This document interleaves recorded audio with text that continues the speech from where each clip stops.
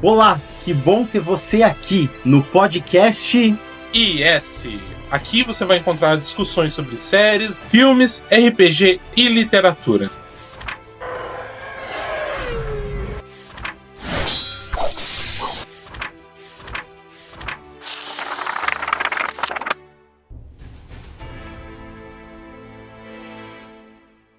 Olá pessoal, começando mais um episódio do podcast IS.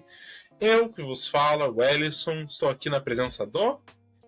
Cris. E aí, pessoal, que bom estar com vocês, que bom estar aqui no podcast S. E eu tenho certeza que o episódio de hoje vai ser bombástico. O episódio de hoje, ele ia ser diferente, mas acabamos estendendo ele mais, ainda bem, né? No episódio de hoje a gente vai falar sobre a série Ruptura, o Severance, né, no seu título original.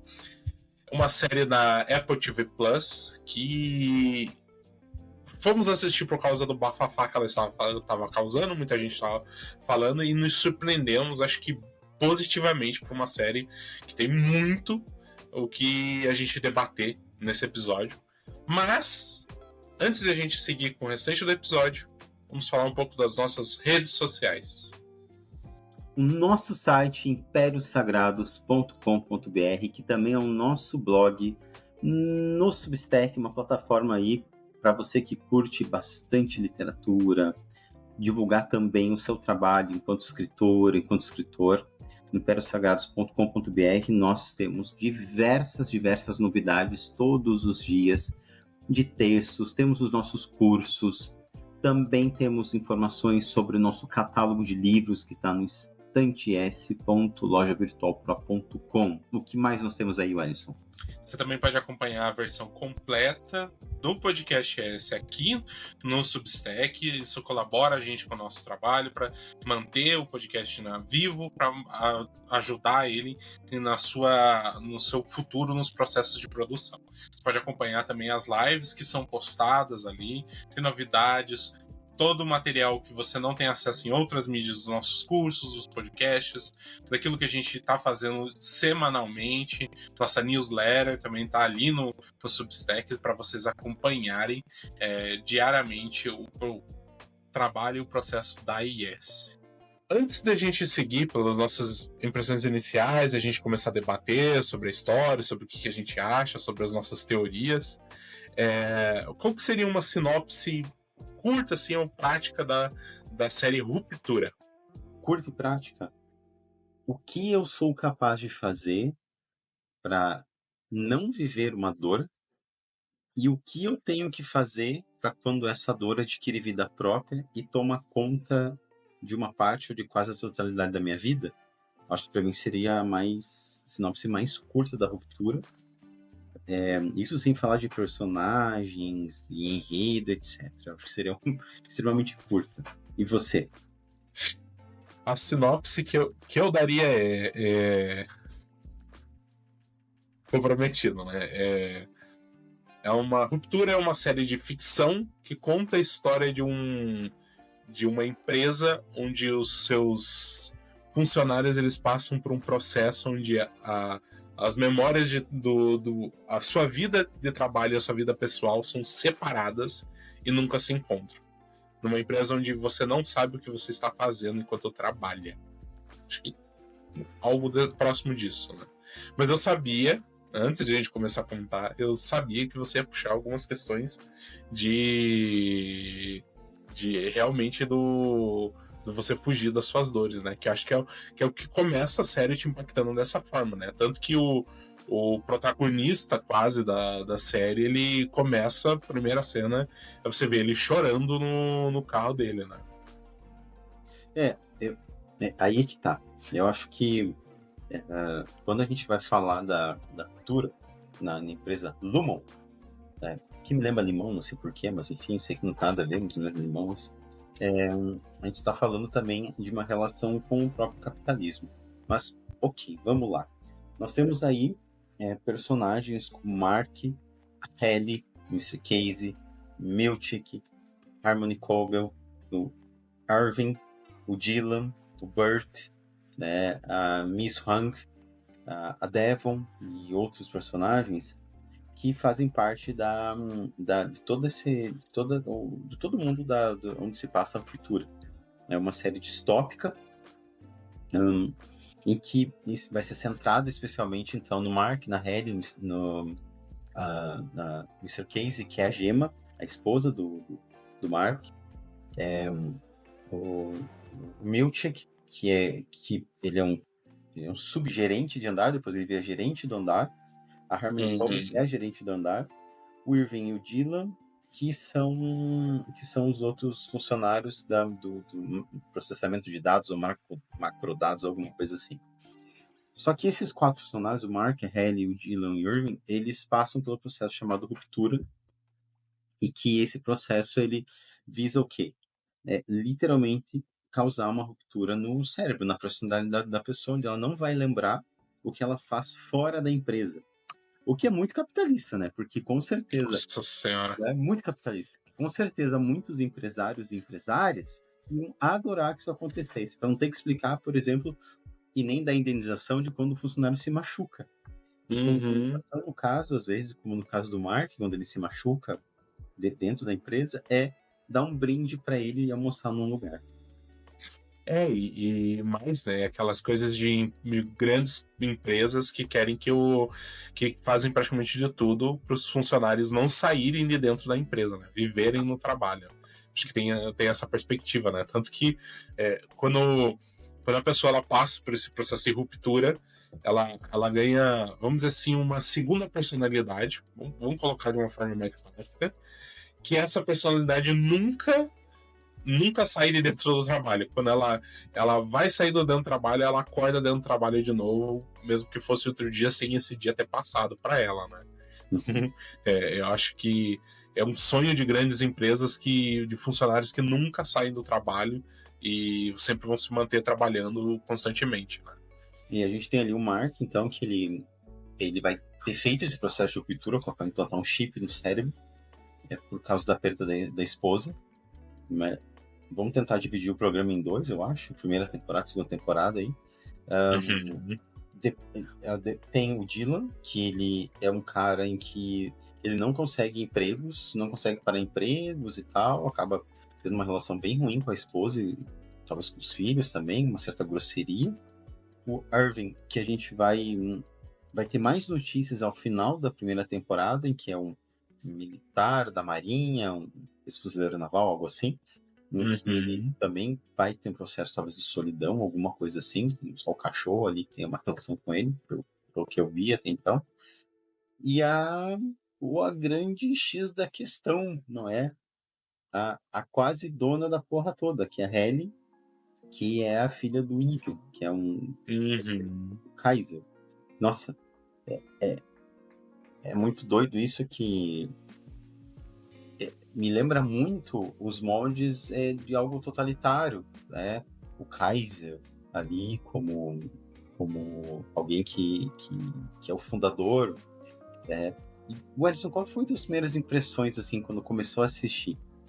Então, eu comecei a assistir porque você começa a estranhar todo esse processo, né? Acho que quem já trabalhou em um ambiente talvez um pouco corporativo e em alguns trabalhos, a ideia total de você não ter memória do trabalho e as memórias do trabalho não te afetarem durante a vida, talvez ela seja tentadora, né? Aquele momento que você não passa os estresses do trabalho, você acorda já. Sabe aqueles momentos da vida em que eu só queria que isso acabasse de uma vez, eu pudesse voltar e pudesse descansar e fazer as outras coisas. Mas você vai vendo que é muito estranho esse ambiente, né? Primeiro que a Lumen, talvez ela seja a seita capitalista. Eu não sei. Toda a impressão, porque você começa... É a empresa que está em tudo da cidade. A cidade, ela é muito... Ela é muito um lugar cenográfico, é claro, é óbvio, uma série, mas ela parece muito falso as coisas assim na série, e você vai vendo a Luma abrangendo tudo. Você olha pro bairro dele, as primeiras coisas assim na cena, quando ele tá saindo da casa, são casas idênticas, em cores e em disposição de tamanho, todas idênticas. Tem as cores da Lumon. Exatamente, as branco. cores da Lumon. Dá uma caneca da Lumon de presente pra você tomar todo dia, né? Nossa senhora, é assustador. E daí você vai ver a natureza do trabalho deles, que primeiro de tudo, para eles entrarem no trabalho, é um processo praticamente. Parece que eles estão entrando numa prisão de segurança máxima. Eles têm que tirar tudo, deixar tudo e praticamente se vestir com roupas só do ambiente ali, né? E você vai ver o trabalho deles, ele parece ser ridículo. Né? Eles têm que juntar números e guardar em caixas no computador, né? Números que sejam estranhos, que isso a gente vai ter só na segunda temporada, né? Números que tem algo diferente, que tem algo dissonante. Exato. E eu vou dizer que a segunda temporada ela matou minha teoria, assim, que eu tinha. Porque você não entende o que eles estão trabalhando. E isso que é que eu não sei o porquê isso não é assustador para as pessoas que passam por isso, porque as pessoas que passam por esse processo de ruptura, eles não sabem no que eles trabalham. Eles não sabem nada do trabalho. E daí, a partir do momento, isso começa a ser cada vez mais assustador. Tipo, o que você tá fazendo no trabalho? Uhum. E com essa empresa que é assustadora. Ela, primeiro de tudo, você percebe que a gerente do andar onde ele trabalha é a vizinha dele que se passa por uma senhora toda gentil, toda atualizada. Exato. Sabe lidar com bebês. Exatamente. Depois você vai ver quem que ela é trabalhando, você fica, what the fuck, o que tá acontecendo aqui, né? Que pra mim vai ser um problema na segunda temporada, mas a gente fala disso depois. Isso é um baita problema na segunda temporada. Mas que é muito estranho. E daí você começa a série com aparentemente tudo ok nesse cenário, e daí surge uma nova funcionária para trabalhar junto com o Mike S, o Irv B e o Dylan G, se eu não me engano. Que é outra, eles não sabem os nomes completos deles, o eu interno deles, né, o eu do trabalho, não sabe o nome, não sabe nada da vida pessoal deles. Só memórias completamente vazias, né? A gente vai vendo na série, então, se constituir. Bom, aí tem uma coisa que eu vou puxar um pouco mais para um lado mais de psicoterapia, talvez, que é o que acontece quando eu crio quando eu pego a minha dor e a gente chama de recalcar ela. Eu não vivo esse trauma, eu não passo pelo luto. Né? Eu faço com que esse luto vá para o inconsciente. Eu fique lá e eu não trabalhe com ele, ou seja, eu não passo por fases do luto. Estou falando em termos gerais, e não vou especificar tudo na teoria, porque não é o caso. Mas eu não vivo esse luto. Muito bem. Só que nós temos notícias desse luto, nós temos notícias disso que não está bem, que não está legal dentro da gente, mesmo fazendo um processo como ruptura. Né? Mesmo fazendo um processo de não viver essa dor. A gente vê se algo não está bem, eu chego em casa, eu estou machucado, de repente tem um livro que aparece lá e que aquilo vai despertando meu interesse, né? Que vai despertando algo que realmente cause, digamos, uma outra ruptura dentro dessa nova, digamos, personalidade, que não é nova, que ela conserva ali até a mesma questão de Gador vem com a questão de sexualidade, enquanto não é falado isso dessa forma, um homem homossexual, a questão de heterossexualidade do Mark, da Helen e tal, e do próprio Dylan. Então, nós temos notícias ali, tem coisas, traços que vão passar, mesmo fazendo um processo de uma ruptura.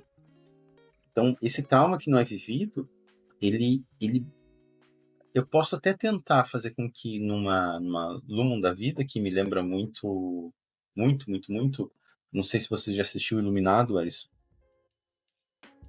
Não.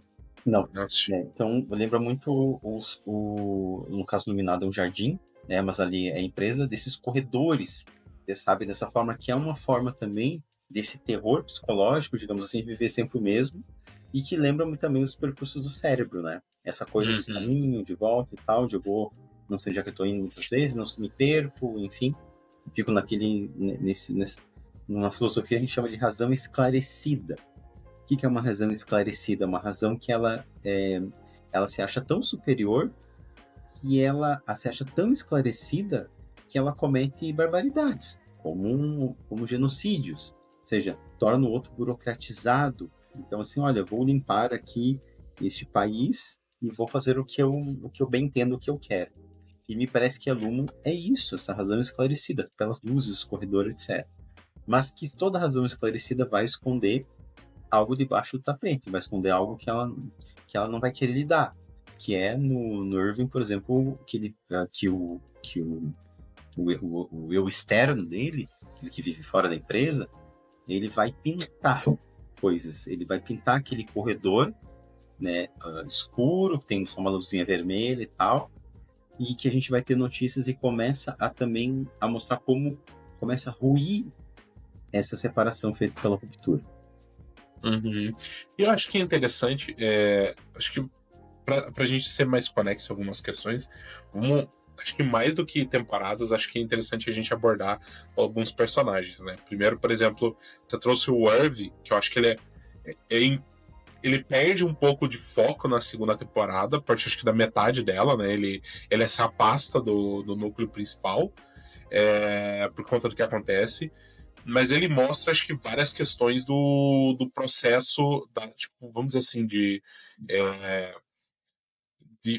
falhas que o processo de ruptura não consegue tocar. Porque, aparentemente, ele é o único dos zines, né, como eles chamam, personalidades do trabalho. Os internos. Exato, dos internos. Você assistiu dublado ou assistiu legendado? Isso é ótimo. Legendado, sempre preciso legendar. Ah, tá. Eu tô me referindo aqui para quem tá escutando a gente, né? Porque às vezes a pessoa tá escutando, ela não, ou pela primeira vez, não sabe o termo inglês e tal, e a gente tem que, a meu ver, primar pela tradução nesse sentido. Tá. E ele parece ser o único dos internos que, ao meu ver, ele começa a transbordar para fora pro eu externo dele. Uhum. E acho que a principal característica disso é algo que não é muito lógico, que é a questão da arte. Uhum. Porque o eu externo dele, ele pinta, ele pinta quadros, né? Uhum. E ele também ele escuta música e tudo mais. E o eu interno dele, que parece ser uma pessoa muito diferente do externo, ele também se vira e fica maravilhado com a arte. Uhum. Só que eu acho que por essa conexão da arte que começa a vazar, tanto que o interno ele começa a ver a tinta que o externo usa para pintar aquilo que ele consegue perceber do interno, né? Que é o corredor. Tanto que ele, dia após dia, ele tá pintando aquele corredor, e dia após dia, como se fosse aquela tinta preta vazando na mente do interno também, né? Acho que isso é muito interessante. E ver o quanto ele é apaixonado pela arte, assim, mesmo apesar de que seja aquela arte bizarra da Lumon, dessa seita maluca de uma empresa, né? Que eu acho que aí é um contraponto, né, do que a gente vê do Burt, por exemplo. Porque Uhum. eu discordo do ponto de vista de arte bizarra, porque arte é arte. Quem é a gente para dizer que é bizarro ou não? Então, Não, eu digo bizarra pela mensagem que eles estão tentando passar da Lumon, né? Eles fazem quadros bizarros pelos eles fazerem quadros que lembram quadros religiosos comuns, só que voltado para essa para essa crença da Lumon no Kier, né? É nesse o caso de bizarro. Então, aí é um contraponto do que justamente o Burt pinta. Então, nas mesmas cenas que o Yuri tá pintando ali, aparece o Burt também pintando, na verdade, recriando. Ele vai recriar quadros famosos dentro da Lumon, só que com o Kier. Vai, o que eu chamo de Kaiser ali, mas para fazer em relação à questão alemã mesmo. Depois, na segunda temporada, isso fica um pouco mais claro, pelo menos para mim. Então ele vai pintando esses quadros, o quê? Mas isso tem um outro ponto, que é uma fundação mítica. Todo mito, para ser tornado, inclusive a gente tem notícias disso enquanto até meio religioso, na questão das cabras ali, que faz uma referência ao filme Midsommar, O Mal Não Tem Limites, uma coisa assim. Então, precisa de uma fundação mítica, de uma fundação religiosa para o mito se reificar. Tanto que eles estão lidando com o quê? A gente vai ter... Aí, talvez a gente possa começar a passar para a segunda temporada, que é a pergunta de por que a Lumon trabalha dessa forma. Que ela não é só uma empresa no sistema capitalista ali, mas também é uma empresa dentro de um panorama que quer despersonalizar, ver o quanto é possível desse eu externo, no caso, para se transformar no interno. Despersonalizar, matar, digamos, o seu externo e transformá-lo no eu interno. Então seria o ápice do próprio capitalismo aí nessa metáfora, que é um trabalhador algo feito somente para a empresa, sem uma vida própria. Tá? Nessa referência aqui, ao meu ver, aqui, que é o Burt e o Irving, né? São dois contrapontos. Porque o Irving está descobrindo como sair ali, ele está indo atrás, seja o interno ou externo, tendo notícias, acho que isso não é explicado, não explica como que ele faz isso, né? Que passos ele dá para chegar até ali. Ele não explica isso do ponto de vista do externo, mas só do interno. Ao passo que o Burt, a gente tem uma outra notícia dele, que mais ao final da segunda temporada, que eu acho que aí o Ellison tem uma virada, para mim, genial, a partir da segunda temporada, que é até o ritmo dos episódios, não é? Ali, a partir do sexto, especialmente do sexto episódio, é onde o Burt começa a aparecer um cara que já trabalha na Lumon. Se ele fez ou não a ruptura, ou se deixa de fazer, já deixa de ser importante, porque mesmo externamente ele vai agir como um funcionário perfeito da Lumon. Que a Lumon teria tantos anos, ele fala que tem o namorado dele, a esposa dele, fala que tem 20, fala que só tem 10, 12 anos, uma coisa assim. Fica aquele jogo ali de dizer assim, tipo, não fala a verdade aí, você não sabe o que pode acontecer. E tem isso, né? Porque tem. Quando o esposo dele fala, né? Você trabalhou há 20 anos, ele olha assim, acho que você já bebeu demais. No sentido bem controlador, assim, né? Tanto que ele sabe onde o Irving mora, ele ficou vigiando o Irving por muito tempo antes de ele se aproximar do Irving externo. Uhum. E isso ficou. E fica essa dúvida, porque ele trabalhou na Lumon antes da ruptura começar. Antes. E ele foi talvez um dos primeiros a fazer ruptura. Talvez um dos primeiros, né? E entendeu qual que foi essa ligação de alguém que trabalhava, e ele disse, né? Eu levava as pessoas para um lugar, entregava lá e não sabia o que acontecia, né? Então, assim, ele tava. Essa parte de ele era um vigarista, que ele fazia coisas ruins, um pecador, como eles falam. Talvez ele não seja aquilo que o esposo dele imagina. Talvez ele trabalhasse do lado já aceita da Lumon antes da ruptura, né? Eu acho que aí a gente tem mais. Vou jogar mais coisas aí, que daí eu tô olhando de novo pro lado mais psicológico, talvez, que me desafia bastante, que é a loucura, a insanidade que é fazer. Sabe, Alisson? Gente, o Alisson caiu aqui, deu uma baixada aqui. Ele eu digo, meu Deus do céu, a insanidade que é em relação ao Mark e a Mr. Casey, que na verdade é a esposa do Mark, que teria falecido, a gente vai descobrir que ela não faleceu, né? Já no final da primeira temporada tem isso, termina com o Mark, que a Hayley descobrindo que é filha do Egan, que é o cidadão lá que funda, um dos descendentes do fundador do Kier lá, que funda as empresas Lumon, que a gente vai descobrir que tem várias coisas, não é? Desde pesqueiro, a questão de empresa que lida com N coisas ao redor do mundo aí, tem várias áreas. A gente vai descobrindo, então, cada uma dessas pessoas e o Mark, a gente vai descobrir que a esposa não faleceu e que ela é uma terapeuta, ou seja, é a terapeuta, é o próprio trauma reificado lidando com a dor, só que dizendo pra dor ficar quieta e não sair, mentindo, que é uma paródia do que é uma psicoterapia, né? Dizendo que tudo vai ficar bem. Então, a Miss Casey, né, ela aparece no na seção de bem-estar, né? Onde você é recompensado por saber coisas, informações, tipo, jogadas do seu eu externo, né? Que ela começa, seu externo, ele consegue montar uma barraca em até 3 minutos. Que é o Seu, ápice, de é, o- novo, de trazer uma psicoterapia para dentro de uma empresa. e ela fala, não expresse nada de bom. Seu eu externo, ele é um bom nadador. E daí uma das coisas que me fixou, assim, até conectado no Irving, que a gente tá falando mais dele agora, ela vira pro Irving e fala: o seu eu externo gosta do som do radar. E daí você descobre que o radar é o nome do cachorro do Irving do Irving externo, né? Uhum. E, ela vai falando essas coisas, e você conhece a Miss Casey ali. Só que você só descobre que ela é esposa do Mark no penúltimo episódio da primeira temporada. E você fica tipo, what? Quando você finalmente vê, né? Porque, pra quem não.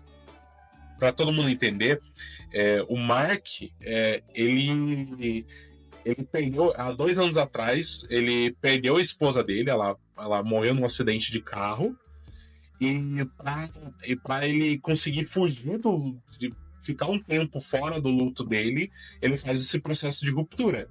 Onde ele vai ficar 8 horas do dia sem se lembrar dela, né? E nesse meio tempo, isso passam 2 anos, até que você descobre na primeira temporada que a Miss Case, uma funcionária da Lumon, que fez a ruptura também, é a esposa dele. Daí, na segunda temporada, você vai ter mais a fundo sobre isso, né? E aí a gente vai ter notícias também veja, daí a coisa começa a complicar, porque o Mark interno da empresa, ele tá apaixonado pela Hayley. Aí na segunda temporada, que é onde... tem uma outra coisa que eu quero comentar, e já volto a comentar o que eu tava comentando do comentário antes, né? Que é que eu nunca prestei atenção na minha vida, tipo, quando tem mudança de direção nos episódios, certo? Eu nunca prestei atenção. Não é uma coisa que eu... nossa, presta atenção, porque eu não sou versado em cinema nesse sentido. Posso analisar de outro ponto de vista, mas não nesse sentido. E nessa série foi onde eu me toquei, em que quando o episódio é dirigido pelo Ben Stiller e quando é dirigido por outras pessoas, tem uma diferença gritante. É impressionante. Tanto que a virada de chave não é dirigida por ele, é dirigida por uma outra pessoa. Para tudo! Para você continuar assistindo a esse episódio do Podcast S, siga a gente no nosso site imperiosagrados.com.br para você ter acesso a todo o nosso conteúdo, que inclui não somente o podcast, mas também cursos e eventos online. Ajudem esse projeto a continuar vivo, para que a gente tenha mais 1 ano de podcast. Vai lá, curte, colabora, compartilha e faça com que mais pessoas conheçam a IS Impérios Sagrados e também, dentro da IS Cursos, IS Eventos e a IS Editora, em estantes.lojavirtualpro.com. Um beijo!